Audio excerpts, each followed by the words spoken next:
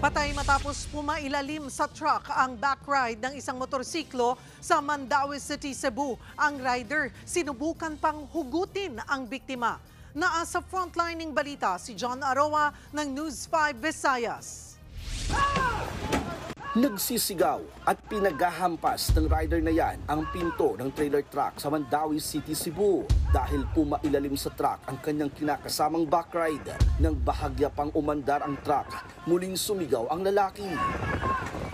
Dito na lumuhod ang rider at sinubukang hugutin ang kanyang kinakasama. Lumapit na rin ang ilang motorista para tumulong. Sa tindi ng emosyon, ibinato ng rider ang kanyang helmet sa kalsada.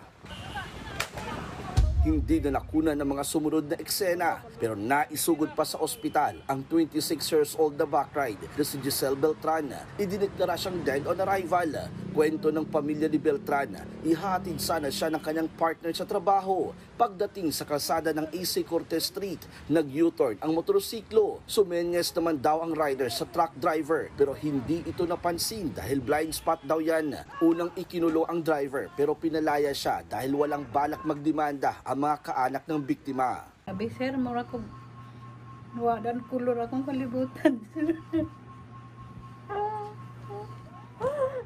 Basta ka saan akong lingaw-lingaw, sir. Akong anak akong makita. Basta ka sa akong makita akong anak, sir. Ay, grabe ka pinagkaon ako.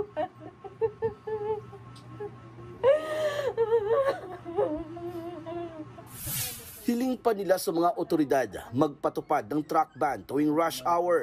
Hindi naman nakuna ng pahayag ang kinakasama ng biktima. Sa ngayon, sinagot na ng kumpanya ng truck ang lahat ng gastusin sa pagpapalibing. Nagbabalita mula sa frontline. John Aroa, News 5, Visayas! Mga kapatid, Cheryl Cosing po. Maging maalam at may pakialam sa mga napapanahong issue at headlines. Mag-follow at mag-subscribe na sa social media pages ng News 5.